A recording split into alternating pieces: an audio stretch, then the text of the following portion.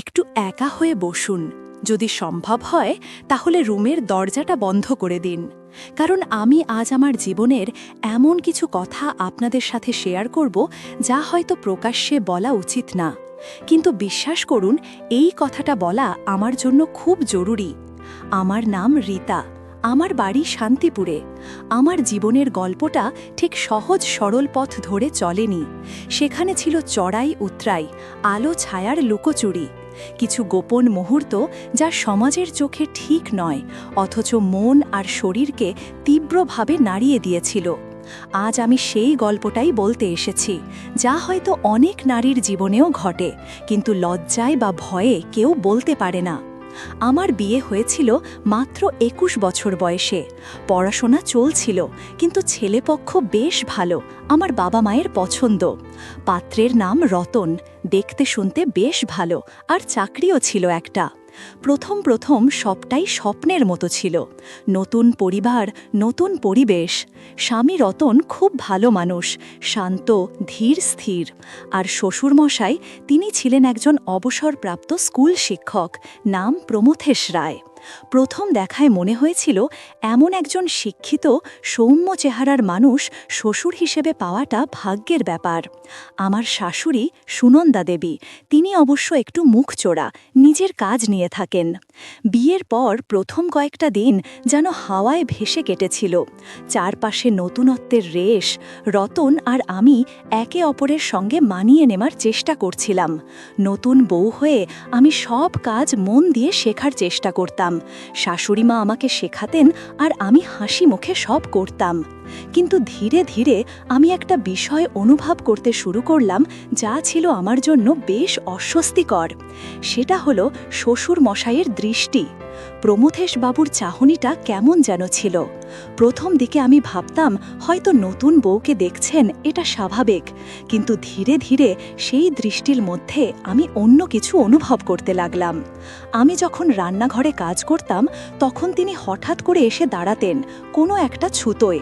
হয়তো বলতেন, বৌমা, নুনদানিটা কোথায়, বা আজ কি রান্না হচ্ছে গো।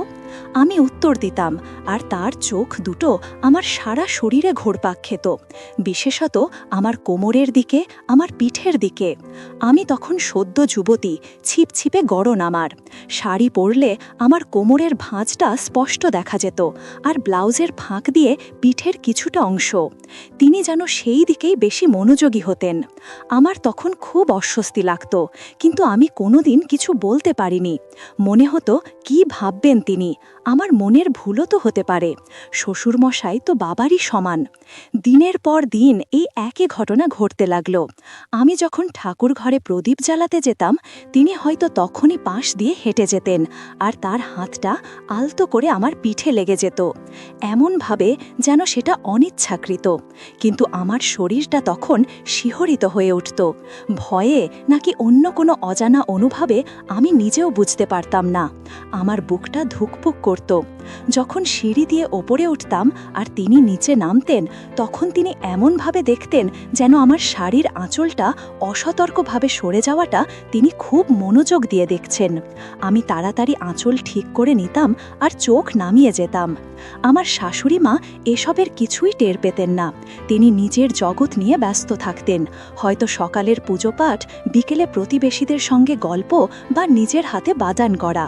রতন, আমার স্বামী, সে তো দিনের বেশিরভাগ সময় অফিসেই থাকত, আর যখন বাড়িতে থাকত তখন সে নিজের ফোন বা ল্যাপটপ নিয়ে ব্যস্ত।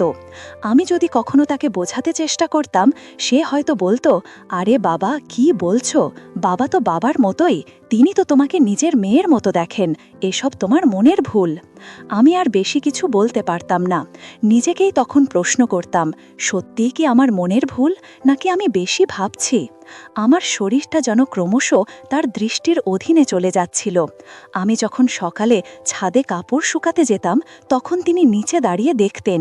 আমি যখন স্নান করে ভেজা চুল শুকাতাম, তখন তিনি বারান্দায় এসে দাঁড়াতেন, হাতে হয়তো খবরের কাগজ, কিন্তু তার চোখ থাকত থাকতো আমার দিকে। আমার তখন মনে হতো আমার শরীরের প্রতিটি রেখা, প্রতিটি ভাঁজ যেন তার চোখের সামনে উন্মুক্ত। আমি সব সময় চেষ্টা করতাম নিজেকে আড়াল করতে, কিন্তু মনে হতো যেন কোনো অদৃশ্য শক্তি আমাকে টেনে নিয়ে যাচ্ছে তার দিকে। একবার আমি রান্নাঘরে কাজ করছিলাম। সেদিন রতন অফিসের কাজে বাইরে গিয়েছিল। শাশুড়িমা একটু ঘুমোচ্ছিলেন দুপুরে। আমি একা একা সবজি কাটছিলাম। হঠাৎ তিনি এসে দাঁড়ালেন পেছনে। আমি চমকে উঠে ঘুরে তাকালাম। তিনি খুব শান্ত গলায় বললেন, বৌমা, তোমার এই লাল শাড়িটা তোমাকে খুব মানায়। শান্তিপুরের শাড়ি নাকি? আমি মাথা নাড়লাম। শান্তিপুরের শাড়িগুলো আমার বেশ প্রিয়। তিনি আরও কাছে এসে দাঁড়ালেন। আমার চুল খোলা ছিল। তার হাতের আঙুলগুলো আমার খোলা চুলের মধ্যে দিয়ে একবার আলতো করে বুলিয়ে দিলেন। আমার সারা শরীর যেন বিদ্যুৎ স্পৃষ্ট হল। আমি নড়তে পারছিলাম না। তার শ্বাস আমার কানের কাছে এসে পড়ছিল। তিনি ফিসফিস করে বললেন, তোমার চুলের গন্ধটা খুব মিষ্টি। আমি প্রায় মূর্ছিত হয়ে যাচ্ছিলাম, ভয়ে আর অস্বস্তিতে। আমি মাথা নিচু করে বললাম, বাবা, আমি কাজ করছি। তিনি আমার কাঁধে হাত রাখলেন আর বললেন, সাবধানে কাজ করো, হাত কেটে যাবে। তার হাতের স্পর্শে আমি আরও বেশি অস্থির হয়ে উঠলাম। আমি দ্রুত সেখান থেকে সরে এলাম, কোনো অজুহাত দেখিয়ে। আমার বুকটা তখনও ধরফর করছিল। এই ঘটনাগুলো আমাকে ক্রমশ কাবু করে ফেলছিল। আমি সারাক্ষণ ভয়ে ভয়ে থাকতাম। কখন তিনি আসবেন, কি বলবেন, কিভাবে তাকাবেন। রাতের বেলা আমি ঘুমাতে পারতাম না। আমার মনে হতো আমি যেন একটা অদৃশ্য ফাঁদে আটকা পড়েছি। তিনি আমার মনের মধ্যে যেন একটা ছাপ ফেলে দিয়েছিলেন। যখন তিনি কাছাকাছি থাকতেন তখন আমার হৃৎপিণ্ডটা অস্বাভাবিক দ্রুত গতিতে চলত। আমার ভেতরে এক অদ্ভুত আকর্ষণ আর বিকর্ষণ কাজ করত। একদিকে তার এই আচরণ আমাকে ভীত করত, অন্যদিকে তার আকর্ষণীয় ব্যক্তিত্ব, শিক্ষাগত যোগ্যতা আমাকে এক অদ্ভুত দ্বিধায় ফেলে দিত। তিনি একজন সম্ভ্রান্ত, শিক্ষিত মানুষ। তিনি এমনটা কেন করছেন? নাকি আমারই ভুল হচ্ছে? আমি নিজেকে হাজারবার বোঝানোর চেষ্টা করতাম যে তিনি আমার শ্বশুর, বাবার মতো। কিন্তু তার চোখ, তার স্পর্শ, তার ফিসফিস করে বলা কথাগুলো যেন অন্য ইঙ্গিত দিত। আমি আয়নার সামনে দাঁড়িয়ে নিজেকে দেখতাম। সত্যিই কি আমি এত সুন্দরী যে এমন একজন মানুষ আমার প্রতি আকৃষ্ট হচ্ছেন? আমার তখন মনে হতো আমার এই রূপই হয়তো আমার কাল হয়েছে। আমি বুঝতে পারছিলাম না কিভাবে এই পরিস্থিতি থেকে মুক্তি পাব। কাউকে কিছু বলতেও পারছিলাম না। যদি বলি কেউ বিশ্বাস করবে না, বরং আমাকেই খারাপ ভাববে। নতুন বউ হয়ে আমি শ্বশুরের নামে কি অভিযোগ করব? দিনের পর দিন এই অস্বস্তি, এই ভয়, এই লুকোচুরি আমার ভেতরে বাসা বাঁধতে শুরু করল। আমার হাসি কমে গেল, মুখটা কেমন যেন ফ্যাকাশে হয়ে গেল। রতন হয়তো জিজ্ঞেস করত, কি হয়েছে তোমার, মন খারাপ? আমি বলতাম, না তো, কিছু না। কিন্তু ভেতরে ভেতরে আমি যেন ভাঙছিলাম। আমার সংসার, আমার ভালোবাসার মানুষ, সব কিছুর মধ্যে একটা কালো মেঘ যেন ঘনিয়ে আসছিল। আমি এক অস্থিরতার মধ্যে বাঁচছিলাম।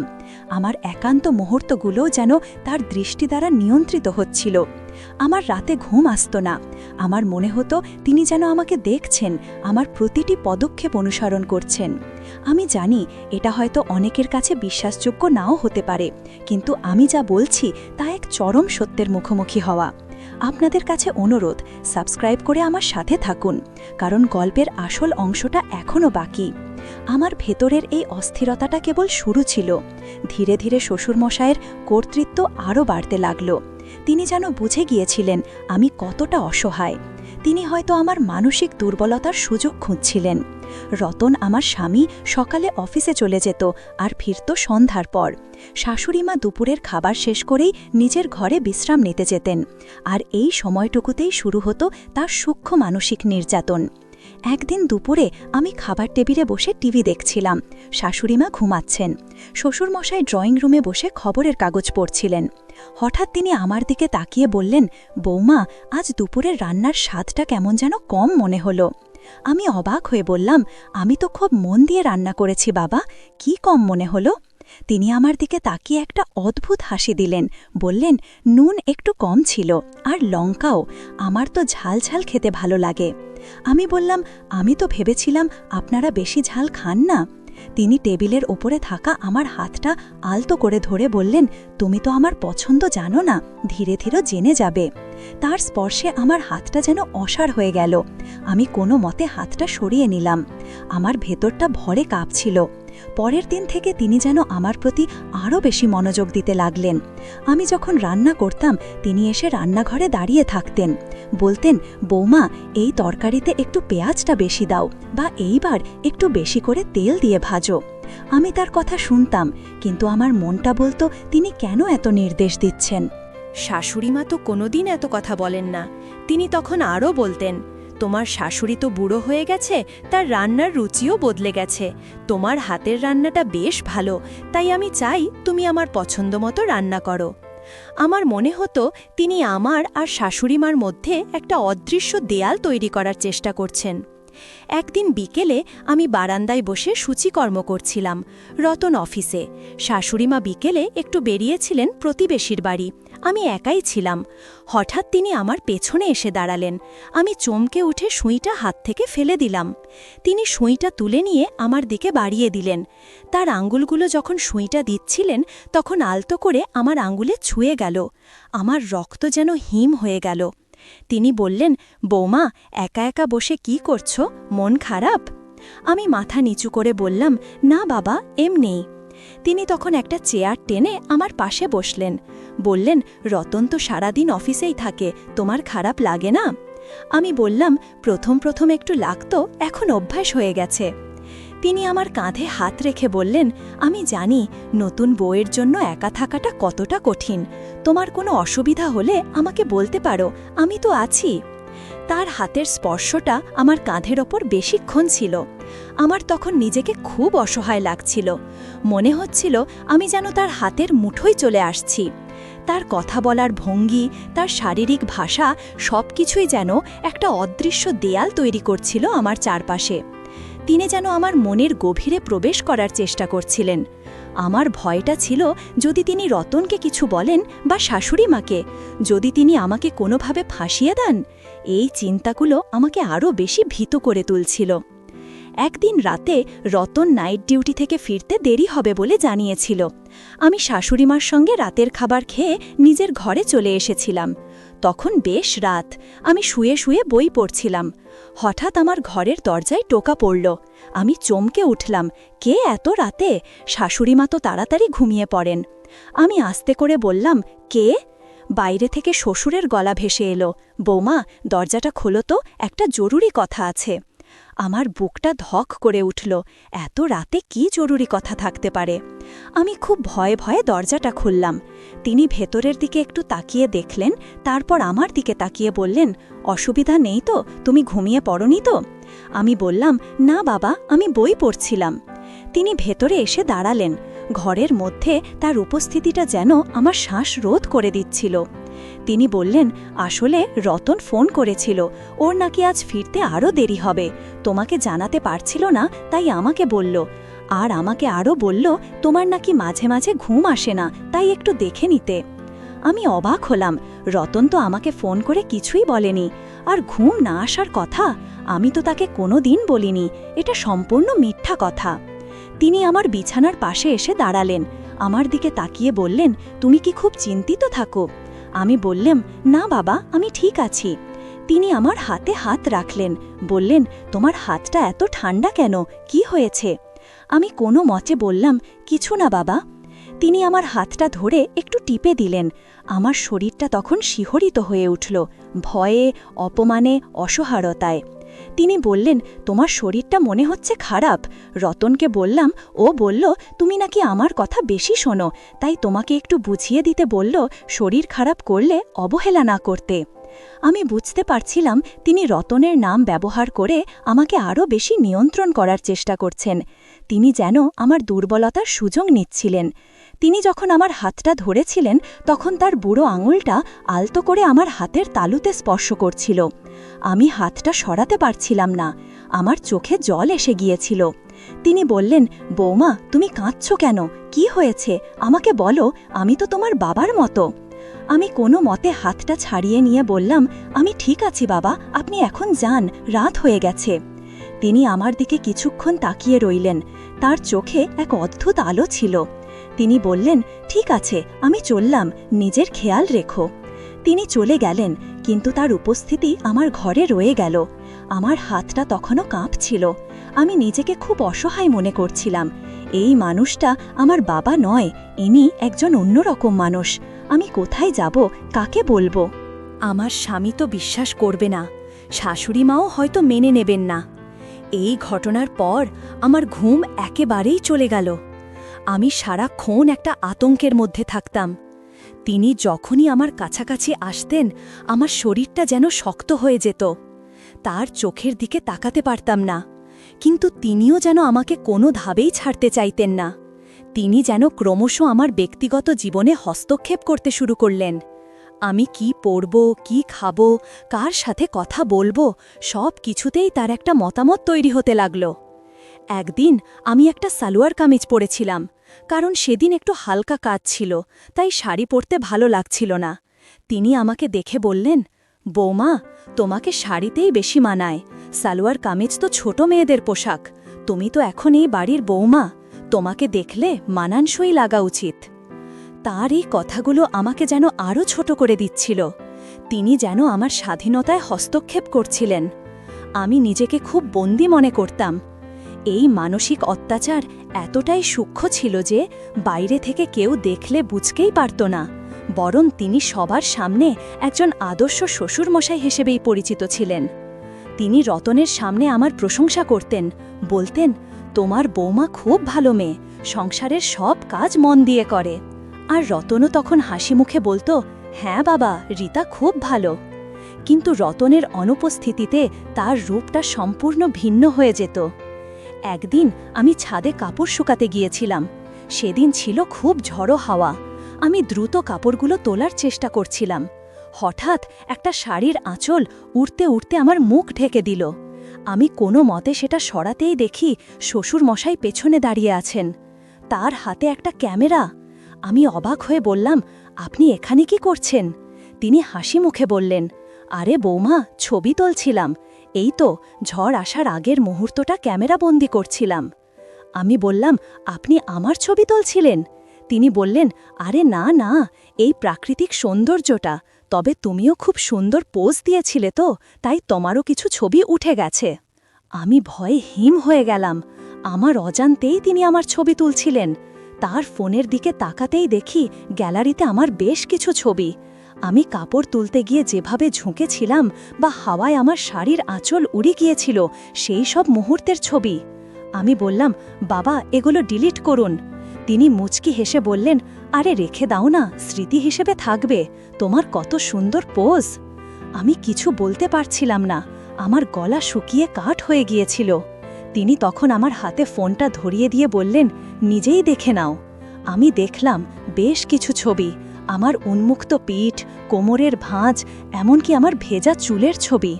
এই ছবিগুলো যদি কেউ দেখে ফেলে, আমার কি হবে? আমি তখন কাঁদতে শুরু করলাম। বললাম, বাবা, দয়া করে ছবিগুলো ডিলিট করে দিন, আমি আপনাকে অনুরোধ করছি। তিনি তখন আমার কাছে এলেন, আমার কাঁধে হাত রাখলেন, বললেন, আরে বৌমা, এত ঘাবড়াচ্ছ কেন? তোমার ছবি আমি তুলেছি, এতে কি আছে? আমি তো তোমার বাবার মতো। এই ছবিগুলো যদি আমি কাউকে দেখাই, তাহলে কি তোমার লজ্জা হবে?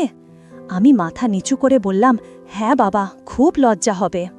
তিনি তখন আমার গালে আলতো করে হাত রাখলেন, বললেন, তাহলে তুমি কি চাইছো না যে এই ছবিগুলো কেউ দেখুক?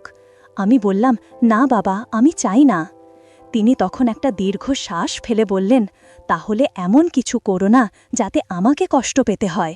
আমি যা বলি তাই শোনো, তাহলে এই ছবিগুলো সুরক্ষিত থাকবে, কেউ কোনো দিন দেখবে না, কথা দিচ্ছি। তার কথাগুলো যেন আমার কানে বিষ ঢেলে দিচ্ছিল। আমি বুঝতে পারছিলাম তিনি আমাকে ব্ল্যাকমেল করছেন, আমাকে তার ইচ্ছার বিরুদ্ধে কাজ করতে বাধ্য করছেন। আমার ভেতরে তখন ভয় আর ঘৃণা দুটোই একসঙ্গে কাজ করছিল। আমি তখন নিজেকে খুব অসহায় মনে করছিলাম। আমার মাথাটা যেন বন বন করে ঘুরছিল। আমি কোনো উত্তর দিতে পারলাম না। তিনি তখন আমার গালে আরেকবার হাত বুলিয়ে দিয়ে চলে গেলেন। তার হাতে তখনও সেই ক্যামেরাটা ছিল, যেখানে আমার সেই ব্যক্তিগত ছবিগুলো ছিল। এই ঘটনার পর আমার জীবনটা সম্পূর্ণ পাল্টে গেল। আমি যেন তার হাতের পুতুল হয়ে গেলাম। তিনি যখন যা বলতেন আমি তাই করতাম। আমাকে যদি তিনি বলতেন, আজ আমার জন্য একটু ভালো করে সেজে এসো বৌমা, আমি তাই করতাম। যদি বলতেন, আজ আমার ঘরে এসে আমার কিছু বই গুছিয়ে দাও, আমি হাসি মুখে তাই করতাম। কিন্তু ভেতরে ভেতরে আমি মরছিলাম। প্রতিটা মুহূর্তে আমার মনে হতো আমি যেন একটা নোংরা জালে আটকা পড়েছি। আমি রতনের সাথেও স্বাভাবিক হতে পারছিলাম না। আমার মনে হতো আমি যেন তাকে ঠকাচ্ছি, যদিও আমি কোনো ইচ্ছাকৃত ভুল করিনি। কিন্তু তার ব্ল্যাকমেল আমাকে এতটাই বিপর্যস্ত করে তুলেছিল যে আমি নিজের সত্তাকেই যেন হারিয়ে ফেলেছিলাম। আমার শরীরটা যেন ক্রমশ শুকিয়ে যাচ্ছিল, আমার চোখের নিচে কালি পড়ে গিয়েছিল। শাশুড়ি মা হয়তো জিজ্ঞেস করতেন, বৌমা তোমার কি হয়েছে, শরীর খারাপ লাগছে? আমি বলতাম, না মা, ঠিক আছি। রতনও হয়তো মাঝে মাঝে জিজ্ঞেস করত, তুমি এত চুপচাপ কেন রীতা, কি ভাবছ? আমি তাকেও কিছু বলতে পারতাম না। যদি বলি কি হবে, সে কি আমাকে বিশ্বাস করবে? নাকি আমার শ্বশুরকেই বিশ্বাস করবে, যিনি এত ভালো মানুষ হিসাবে সবার কাছে পরিচিত? আমি তখন একটা অদ্ভুত দ্বন্দ্বে ভুগছিলাম। একদিকে শ্বশুরমশাইয়ের ব্ল্যাকমেল, তার দৃষ্টি, তার স্পর্শ, অন্যদিকে আমার নিজের বিবেকের দংশন। আমি যেন একটা নোংরা খেলাতে বাধ্য হয়ে অংশ নিচ্ছিলাম। মাঝে মাঝে আমার মনে হতো আমি মরে যাই, এই জীবনটা আমার আর ভালো লাগতো না। একদিন রতন অফিস থেকে এসে বলল, রীতা, কাল আমাদের কয়েকজন বন্ধু আসবে বাড়িতে, তুমি একটু ভালো করে রান্না করো। আমি বললাম, ঠিক আছে। কিন্তু শ্বশুরমশাইকে দেখলেই আমার শরীরটা কেমন যেন অসাড় হয়ে যেত। সেদিন রাতে আমি ঘুমোতে পারছিলাম না। হঠাৎ মাঝরাতে আমার দরজায় আবার টোকা পড়ল। আমি চমকে উঠলাম, এই রাতে আবার কে? আমি খুব ভয়ে ভয়ে দরজাটা খুললাম। শ্বশুরমশাই দাঁড়িয়ে আছেন, তার হাতে একটা গ্লাস। বললেন, বৌমা একটু জল দেবে, গলাটা শুকিয়ে গেছে। আমি বললাম, আসুন। তিনি ভেতরে এলেন, আমি তাকে জল দিলাম। তিনি জলটা খেলেন, তারপর আমার দিকে তাকিয়ে বললেন, কাল রতনের বন্ধুরা আসছে, তুমি কি শাড়ি পরবে নাকি সালবার? আমি অবাক হয়ে তাকিয়ে রইলাম। এটাকে জিজ্ঞেস করার সময়? তিনি আমার দিকে তাকিয়ে হাসলেন, বললেন, তোমার শাড়িতেই বেশি ভালো লাগে, একটা লাল বেনারসি পরো, তোমাকে খুব মানাবে।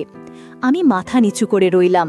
তিনি বললেন, আর হ্যাঁ, আমার ঘরটা একটু গুছিয়ে দিতে পারবে সকাল সকাল, কাল তো কাজের লোক আসবে না। আমি মাথা নাড়লাম। তিনি আমার দিকে এক অদ্ভুত দৃষ্টিতে তাকিয়ে রইলেন, তারপর চলে গেলেন। পরের দিন সকালে আমি তাড়াতাড়ি উঠে শ্বশুর মশাইয়ের ঘরে গেলাম। ঘরটা বেশ অগোছালো ছিল। আমি বইপত্র গুছাতে শুরু করলাম। আলমারির ড্রয়ার খুলতে গিয়ে হঠাৎ একটা খাম দেখতে পেলাম। খামটা খুলতেই আমার হাত থেকে সব কিছু পড়ে গেল। খামের ভেতরে আমার সেই ছবিগুলো ছিল। হ্যাঁ, যে ছবিগুলো তিনি আমাকে ব্ল্যাকমেল করার জন্য তুলেছিলেন। সব ছবিগুলো একটা একটা করে বের করে দেখলাম।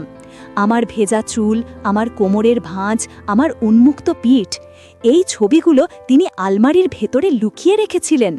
আমার ভেতরে তখন একটা তীব্র ক্ষোভ জন্ম নিল। আমি আর সহ্য করতে পারছিলাম না। আমি ছবিগুলো হাতে নিয়ে সোজা শ্বশুর মশাইয়ের কাছে গেলাম। তিনি তখন ড্রয়িং রুমে বসে চা খাচ্ছিলেন। আমি ছবিগুলো তার সামনে ফেলে দিয়ে বললাম, এগুলো কি বাবা, আপনি আমাকে এইগুলো দিয়ে ব্ল্যাকমেল করছিলেন? তিনি আমার দিকে তাকিয়ে চমকে উঠলেন, তার মুখটা ফ্যাকাশে হয়ে গেল।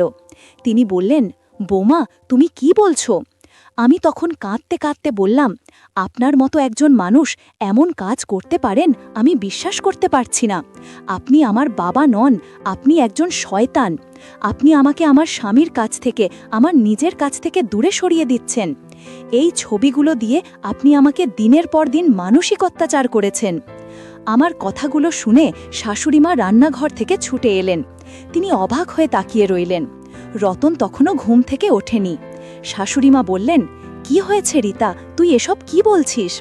আমি তখন শাশুড়িমার দিকে তাকিয়ে বললাম, মা, এই মানুষটা আমাকে দিনের পর দিন অত্যাচার করেছে, এই ছবিগুলো দিয়ে আমাকে ব্ল্যাকমেল করেছে। শাশুড়িমা ছবিগুলো দেখে চমকে উঠলেন, তার মুখটাও ফ্যাকাশে হয়ে গেল। তিনি শ্বশুরমশাইয়ের দিকে তাকিয়ে বললেন, এসব কি প্রমথেশ, তুমি এসব কি করেছ? শ্বশুরমশাই তখন মাথা নিচু করে বসে রইলেন, তার কোনো কথা বলার শক্তি ছিল না। আমি তখন রতনের ঘরে গেলাম, তাকে ঘুম থেকে তুলে সব কথা বললাম। রতন প্রথম দিকে বিশ্বাস করতে পারছিল না। সে বলল, রিতা, তুমি কি বলছো? বাবা এমন কাজ করতে পারেন না। আমি তখন তাকে ছবিগুলো দেখালাম। রতন ছবিগুলো দেখে স্তম্ভিত হয়ে গেল। তার চোখে অবিশ্বাস আর রাগ একসঙ্গে কাজ করছিল। সে তখন ছুটে শ্বশুরমশাইয়ের কাছে গেল। এরপর যা হলো সেটা ছিল একটা যুদ্ধক্ষেত্রের মতো। রতন তার বাবার সাথে কথা বলতে লাগল। শাশুড়ি মাও চিৎকার করে কাঁদতে লাগলেন। আমি এক কোণে দাঁড়িয়ে কাঁদছিলাম। রতন তার বাবাকে বলল, বাবা, তোমার কাছ থেকে আমি এটা আশা করিনি। তুমি কিভাবে আমার স্ত্রীর সাথে এমন করতে পারলে? তুমি কিভাবে আমাদের সম্পর্কটাকে নষ্ট করতে চাইলে? শ্বশুরমশাই তখনও মাথা নিচু করে বসেছিলেন। তিনি কোনো উত্তর দিচ্ছিলেন না। শাশুড়িমা তখন বললেন, প্রমথেশ, আমি কোনোদিন ভাবিনি তোমার আসল রূপটা এমন। তুমি আমার সামনে একজন ভালো মানুষ সেজে থাকতে, আর আমার বৌমার সাথে এমন করছো। আমি এর বিচার চাই। শ্বশুরমশাই তখন মুখ তুলে তাকালেন। তার চোখে ছিল এক অদ্ভুত অসহায়ত্ব। তিনি বললেন, আমি ভুল করেছি, আমি জানি, আমি অনুতপ্ত। কিন্তু ততক্ষণে অনেক দেরি হয়ে গিয়েছিল। আমার ভেতরের বিশ্বাসটা সম্পূর্ণ ভেঙে গিয়েছিল। সেদিন রতন একটা কঠিন সিদ্ধান্ত নিল। সে বলল, আমি তোমাকে এই বাড়িতে আর রাখতে পারবো না বাবা।